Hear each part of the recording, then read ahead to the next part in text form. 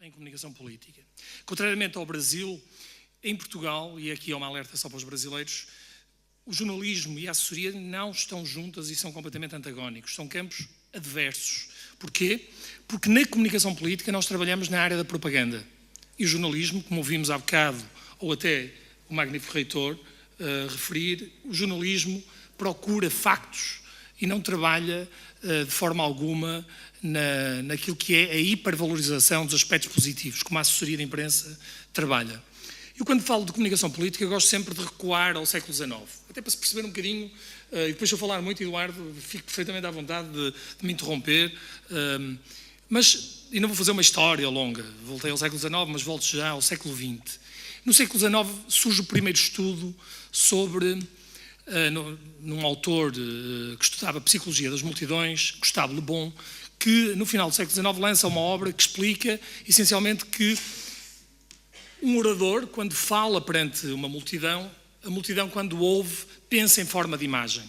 Ou seja, quanto maior capacidade tem o orador, mais capacidade tem de criar imagens uniformes e próximas umas das outras perante a multidão.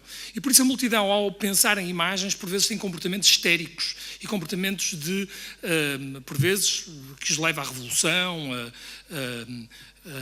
enorme rebeliões ou comportamentos que não são racionais. Porquê? Porque as imagens são de tal forma fortes na cabeça da multidão que têm histeria. Isto não é um comportamento do século XIX, é um comportamento da multidão ainda hoje.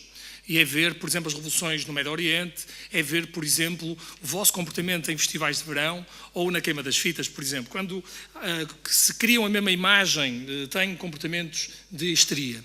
Este princípio da multidão é ligeiramente estudado, ligeiramente à frente, por outro autor no início do século XIX, 1910, é o livro quando é publicado, um autor chamado Gabriel Tarde, que diz, bem, as pessoas podem pensar a mesma imagem, mas não têm que estar em multidão, podem estar separadas geograficamente.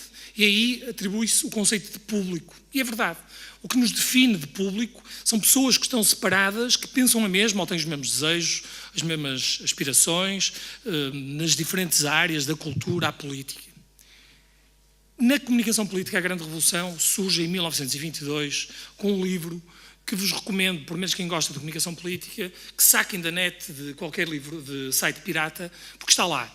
Chama-se Public Opinion e o autor é Walter Lippmann, que já ouviram falar, quase certeza absoluta, pelo menos pelo Ricardo Jorge Pinto.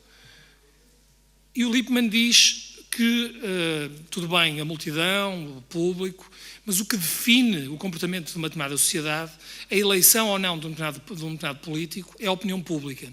E a opinião pública é moldada, é formada, é manipulada em democracia mais do que até que em ditadura. Diz assim, mas, Lippmann defende que é mais fácil manipular a opinião pública em democracia do que em ditadura.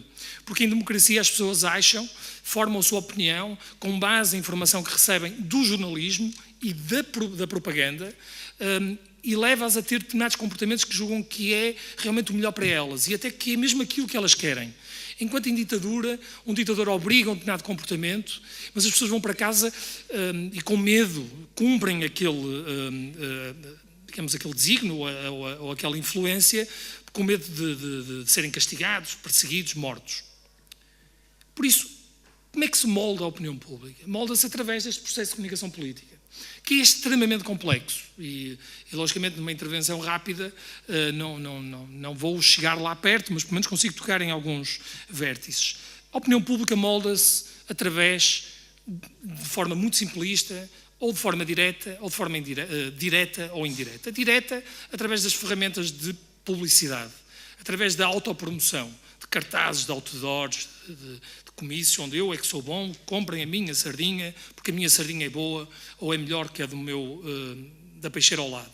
Ou então, podemos fazer de forma indireta, que é colocar os jornalistas a fazer cobertura, de forma a passarem uma determinada mensagem e a moldar a opinião pública perante a informação que é veiculada pelos órgãos de comunicação social.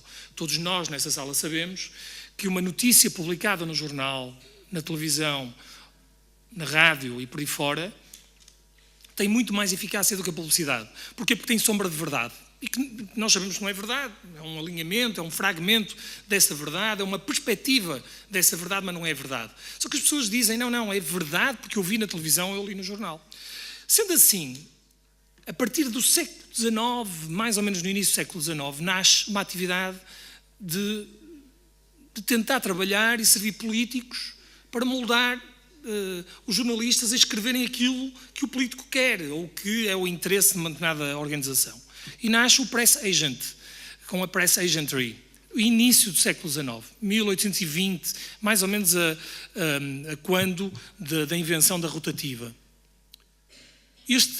Os Press Agents mentiam, manipulavam, hipervalorizavam em êxtase os aspectos positivos de políticos, de circo, de espetáculos de teatro, e eram agentes.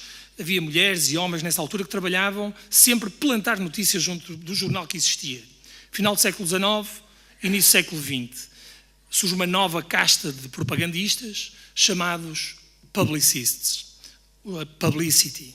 E então aí aparece um nome chamado Ivy Lee, que já ouviram falar também. Mas reparem, Ivy Lee nunca digam que é o primeiro assessor de imprensa.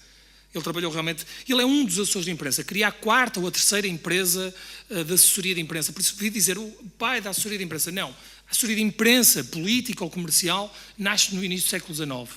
E Ivy Lee tem atividade no início do século XX. Depois vai-se prolongando por ali fora, pelo século XX, e temos os public relations, temos os diretores de comunicação.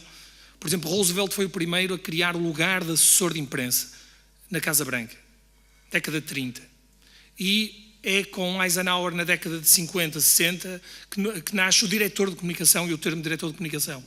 Aquilo que eu defendo é que a atividade política, quer se chame press agent, publicist, public relations, communication ou head of communication, ou spin doctor, que é o termo mais recente, todos fazem o mesmo, fazem propaganda. Ou seja, hipervalorizam os aspectos positivos, escondem os aspectos negativos e manipulam a opinião pública através de forma direta, através dos canais, das ferramentas, dos suportes diretos, ou de forma direta ou de forma indireta, através da assessoria de imprensa. A assessoria de imprensa, na minha perspectiva, é um campo dentro das relações públicas, que não está de forma alguma dentro do jornalismo, mas trabalha com as técnicas jornalísticas e trabalha em cima das brechas do jornalismo. Ou seja, o jornalismo não tem tempo, vamos-lhe dar um press release já feito para ele copiar a notícia. O jornalismo precisa de conteúdos, vamos criar um evento para eles virem ter connosco. Por isso, a assessoria de imprensa política, a maior parte delas, é executada através de um triângulo operativo, sempre um triângulo operativo. Primeiro, no primeiro vértice, produz conteúdos, produção de conteúdos.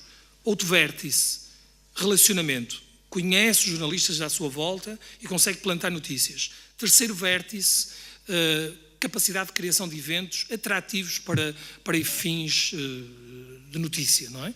Por isso, este triângulo operativo é o comportamento de qualquer assessor de imprensa de uma Câmara, de um Ministério, de um Governo, seja de onde for. E se for no Ministério, e se for altamente eficaz, tem um círculo no meio, podemos dizer comportamento. E então aí entra o termo spin doctor. O spin doctor não é um assessor de imprensa. O assessor de imprensa rege por princípios éticos, por princípios de rigor e de credibilidade perante a comunicação social. Um spin doctor atua de forma a manipular a opinião pública de forma grosseira, criando, por exemplo, supostos órgãos de comunicação social para colocar lá supostas notícias, as fake news. Por exemplo, em vez de dizer vamos aumentar os impostos, o IRS para 40%, e o IVA em 27%. Em vez de dizer isto, eventualmente pode ainda hipervalorizar, dizer o IVA vai para 30% e o IRS vai ser 50%. Cria-se uma grande confusão na opinião pública e depois volta o ministro e diz não, só vamos aumentar para 27%. E o IRS só vai para 30%. Percebem? Ou seja, hipervaloriza para depois, ou então, vamos fechar 20 hospitais públicos, uma grande confusão na opinião pública. E vem o ministro e diz, não, só vamos fechar 10. 10, tudo bem, não é assim tão grave, fechar 10, por qual é o problema?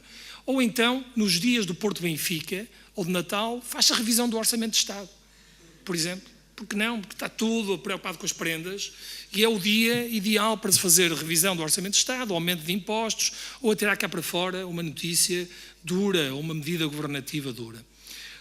Havia muito para referir relativamente ao Spin Doctor, mas também para iniciar as hostilidades, o Spin Doctor, tal como o assessor de imprensa, deve trabalhar com alguns princípios de comunicação de crise. E quais são os princípios da comunicação de crise? A comunicação de crise também é complexa, não pode ser dita em forma de soundbites, mas levantando a ponta do véu, ou falando um bocadinho de comunicação de crise, eu gosto de contar sempre uma história pessoal, mas que acaba por justificar um bocadinho como é que eu vejo a comunicação de crise. Eu sou o irmão mais novo de 3 irmãos. Sou o caçula. O meu irmão mais velho, do meio, tem mais de 2 anos que eu. À entrada de casa da minha mãe, eu tinha 12 anos, 13, o meu irmão, por isso, tinha 14, 15, por ali fora. Eu tropeço num chouriço de areia que antigamente havia à entrada da casa para não entrar lixo e empurro o meu irmão de forma apalhaçada. O meu irmão desequilibra-se e deita abaixo um pote da Companhia das Índias que a minha mãe tinha na entrada. Um pote com uns séculos, digamos. O pote cai, abre a meio e fica o pânico instalado entre nós os dois. Ele culpou-me a mim, eu culpei-o a ele. Não, foste tu que partiste, não, foste tu que empurraste.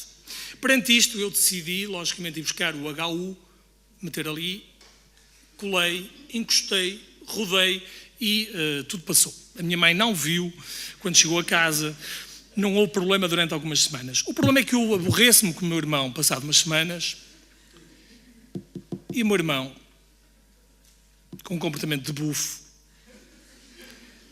denuncia-me à minha mãe. Como devem compreender, perante a denúncia do meu irmão, a minha mãe deu-me um castigo que ainda hoje acordo de noite a suar e com calafrios por causa do castigo. Não, a minha mãezinha nunca me castigou. O que é que quero dizer com isto? Se fosse eu a revelar que tinha partido aquele pote, que me tinha desequilibrado por causa do chouriço de areia, a minha mãe havia de dizer: meu filho, ainda bem que não te magoaste. Não há problema, um pote com 500 anos, não há problema absolutamente nenhum. Não sei, mas reparem, é isto. Um dos princípios de comunicação de crise é a antecipação. Nós, quando antecipamos um problema, quando podemos antecipá-lo, é verdade, quando somos nós a plantar de forma, minimizando os aspectos negativos e hipervalorizando os possíveis positivos, conseguimos dominar mais ou menos o processo comunicativo. Aliás, a outra regra da assessoria de imprensa é isto, que é a antecipação ou o primeiro definidor. Se alguém disser mal de mim, os senhores não me conhecem, quando eu chego cá, vocês têm uma imagem já minada daquilo que eu sou enquanto professor e investigador. E por isso, eu para repor a verdade, eu tenho que fazer um esforço comunicativo 4 vezes superior àquilo que o vosso colega vos passou. E é assim que funciona a informação, ou seja, nós quando ouvimos uma fonte credível a dizer mal, um líder da opinião a dizer mal de A, de B ou de C, nós formamos uma opinião e para repor aquilo que é verdade temos de ter acesso a um volume grande de informação. Por isso, quando temos algum problema, antecipamos. Quando temos algum problema, este é o primeiro princípio que almejei, Eduardo. O segundo princípio é qualidade informativa. Em situação de comunicação de crise, não podemos dizer: eu não sei, não respondo. Não respondo, não falo, não sei. Se não sei, se não fala, se não responde, é porque tem alguma culpa no cartório.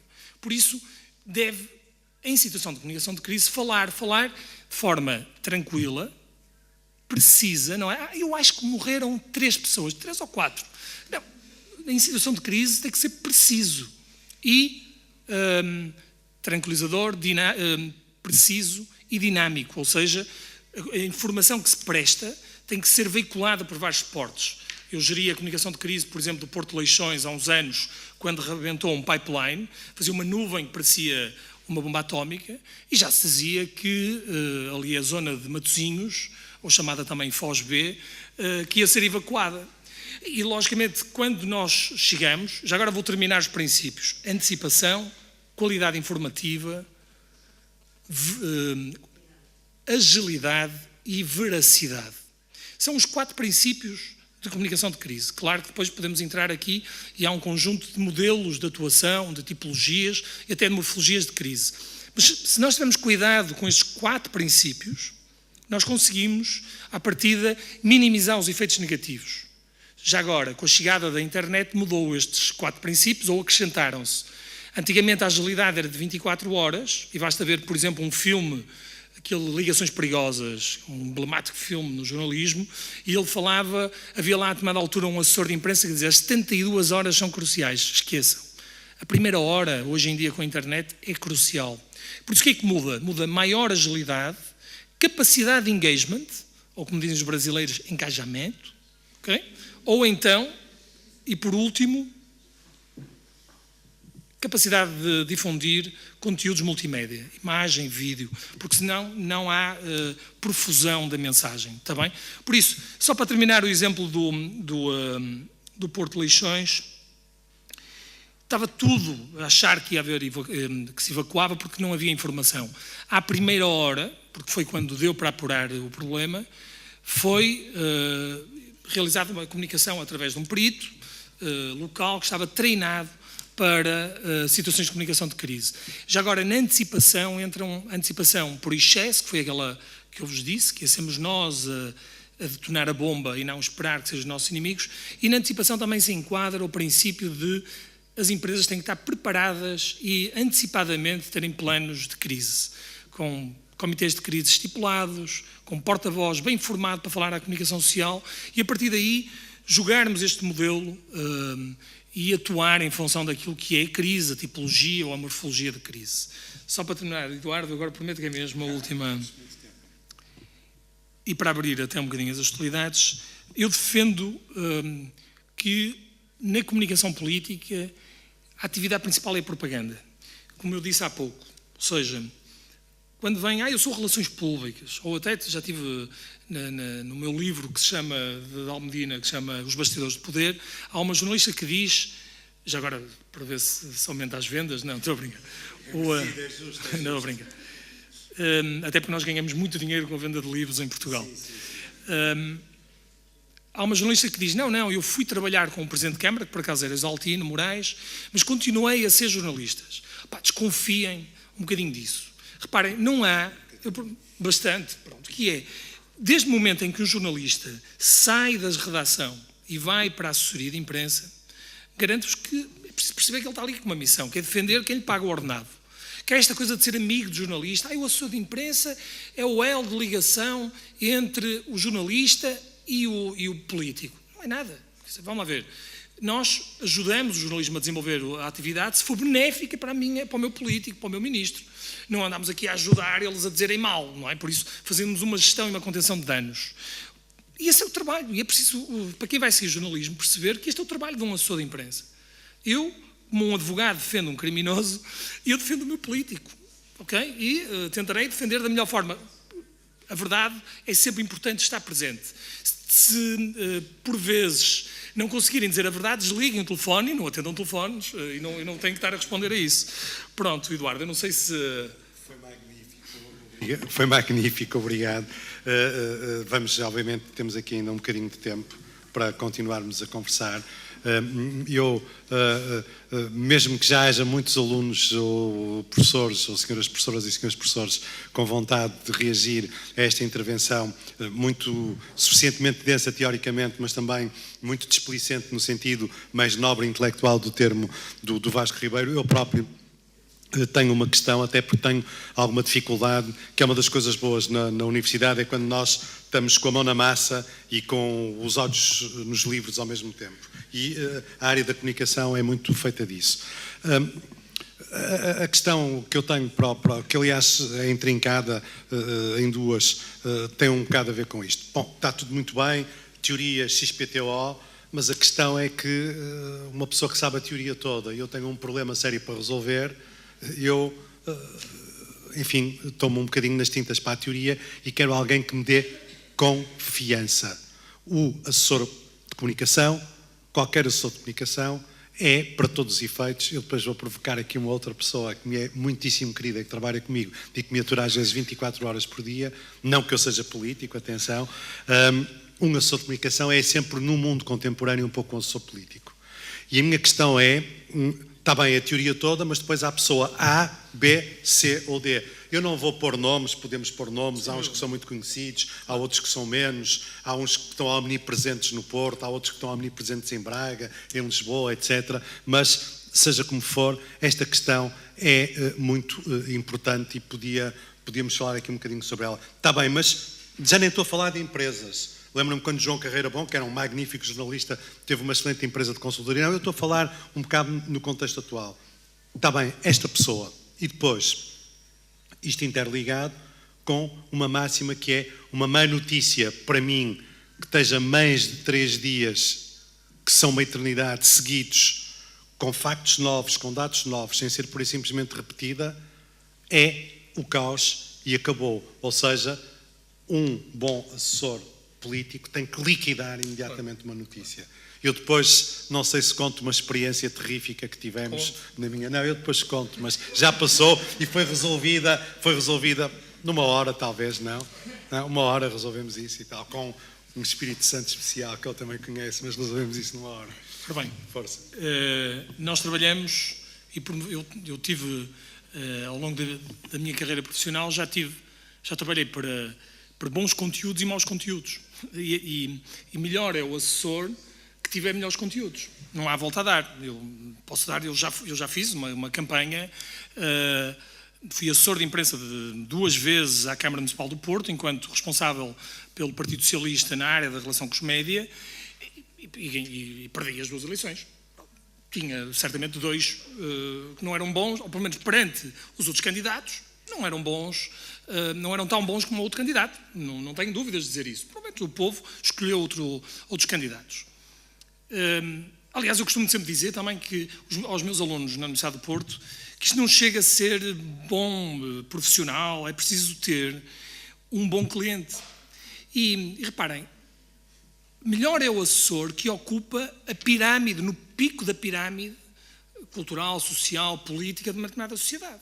Porquê? Eu quando trabalhei no Grupo Parlamentar do Partido Socialista, eu coordenei o Grupo Parlamentar do Partido Socialista no último governo de Sócrates, podem tirar agora os ovos e aquelas coisas, o Eduardo teve o cuidado de não dizer, mas eu digo agora, e nesse período, é lógico que eu tinha ali, nessa altura eu plantava as notícias que eu queria, porque eu estava naquilo que é o maior motor de noticiário político português, que é a Assembleia da República. Eu tinha a legislação a sair ali como pipocas, e eu chegava ao corredor, e os jornalistas vivem no corredor, e dava aos jornalistas, nem tinha que chamar, não há cá press releases, mandavam um SMS, pessoal, vai falar, não sei o quê, e eles vinham, porque estavam ali, viviam ali. Por isso, era muito fácil ser assessor de imprensa, e é muito fácil ser assessor de imprensa de ministros, de primeiros ministros, contrariamente ao que muitos dizem, é muito difícil. Não é, porque tem moeda de troca, tem notícias para plantar e para alimentar os monstros todos que estão nas redações.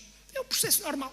Dou-te a ti e depois vou alimentando o monstro, ele vai ganhando forma e depois a gente tem que o disciplinar também às vezes, corta a informação se ele se porta mal, e estas são técnicas de spin doctrine, está bem? Se quiserem perceber melhor o que é o spin doctrine, há em academia.edu, escrevem academia.edu, escrevem lá Vasco Ribeiro e tem lá a matriz de comportamento que podem sacar e fazer download.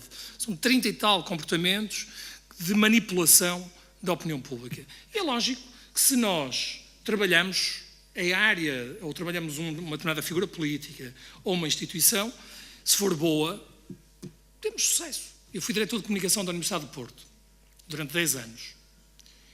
A Universidade do Porto era muito boa em 2002, quando eu comecei a trabalhar, mas era uma porcaria do ponto de vista de imagem. Porquê? Porque cada faculdade tinha um logo. Cada faculdade falava por si. Nós fizemos um inquérito em 2003 ou 2004 e havia uns alunos da Faculdade de Medicina e da FEP que nem sabiam que estudavam na Universidade do Porto. Uns alucinados. E por isso percebia-se que era preciso criar uma marca unificadora. E por isso criámos o Porto, aquela marca o Porto, de forma a que todas as faculdades usassem aquela marca. Reparem, o trabalho da assessoria, se vocês... não há aqui quadro, estes tiques de professor, mas se eu fizer isto assim... nós aprendemos que isto que eu estou a fazer em primária, como é que se chama? É um círculo, tudo bem. Não é nada um círculo. Primeiro vocês não veem. Aquilo que eu fiz, eu projetei um círculo. Por isso, isto não é imagem real. A imagem real é uma coisa, a imagem projetada é outra, e a imagem pública, por vezes, corresponde ao projetado ou ao real. Isto é difícil de dizer assim oralmente. Eu vou-me tentar concentrar e dizer de forma melhor. Nós trabalhamos naquilo que é a dimensão trípica da imagem. há uma pessoa que se diz, eu sou muito intelectual, só ouço música minimalista e eu só leio literatura... É logo. Só... Literatura, não, mas eu estou a dar um exemplo porque está aqui um perito e uma autoridade nesta área, não é? E por isso eu vou dizer aqui ao Eduardo, eu só ouço música minimalista e música de câmara e também só leio literatura não traduzida, incluindo a russa. É lógico que por vezes começamos a espremer esses colegas que nós temos à nossa volta, todos intelectuais, ou às vezes até uns que são fozeiros, eu sou muito da Foz e tal, e projetam uma imagem que na verdade não corresponde à verdade. Ou seja, nunca leram um livro, nem sequer os Maias, que era obrigatório no secundário. Não sabem o que é, não sabem dizer um autor de música minimal repetitiva e, por isso, projetam uma imagem que não corresponde à real. Reparem, isto acontece nas marcas, nas instituições e nos políticos. Há políticos que dizem assim, eu tenho uma licenciatura e tal, e não têm, não é? E por isso, como é que nós, assessores, que trabalhamos, alguém que achamos que tem uma licenciatura, com que cara de taxa que nós vamos, que produto é que nós vendemos perante alguém que projeta uma imagem como esta? Percebem? Por isso, se nós tivermos bons produtos, eu já tive políticos que eram bons produtos, já tive outros que eram uns péssimos produtos, e que fui enganado até por eles, como já trabalhei com algumas agências ou com algumas marcas comerciais que eram péssimas marcas em comunicação de crise e que só me criaram problemas. Mas já trabalhei com outras, o Hospital São João, por exemplo, fiz o plano de comunicação de crise para o Hospital São João, que é um excelente produto, entre aspas. Por isso, o que é que acontece? A imagem pública, por vezes, corresponde ao que é projetado ou corresponde ao que é real. Ou às vezes é um mix, está bem? E por isso nós trabalhamos aqui nesta imagem projetada, de forma a não projetar também não demasiado em relação àquilo que é a imagem real e aproximando-se das características, dos valores, dos pilares fundamentais das instituições, dos políticos e por aí fora. Por isso, um político que é corrupto e que se projeta como honesto não teremos grande sucesso. Eu não acho que respondi, andei aqui à volta, mas... Sim, só falta aquela questão dos 3 dias, mas está um bocado... Os 3 dias, cada caso é um caso, não é? Mas é verdade que nós, perante situações de comunicação negativa, é como eu digo, há um conjunto de manobras de diversão que se faz, e que se alimenta, ou que se negocia, cada caso é um caso. Mas um problema não respondido ou não tratado durante muito tempo agudiza-se. Por exemplo, o caso há tantos casos. Os incêndios em Pedrógão, a falta de resposta do governo, tardia resposta de Costa quando foi os incêndios aqui na zona de Vouzela, foi uma vergonha do ponto de vista de gestão de comunicação, de respeito até pelos cidadãos, parece-me que foi ao ponto de ser o Presidente da República a ter que fazer uma comunicação ao país.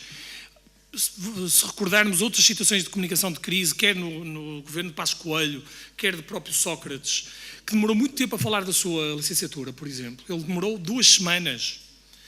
E quando falou, mentiu.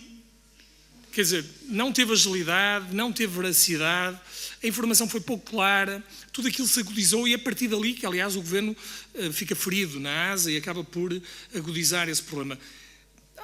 Há outros políticos ou agentes públicos que perante o problema tentam resolvê-lo através destes princípios, não é? Mas agora, Eduardo, eu não consigo falar de um caso... Sim, mas está ótimo porque deu aqui uma panóplia de situações.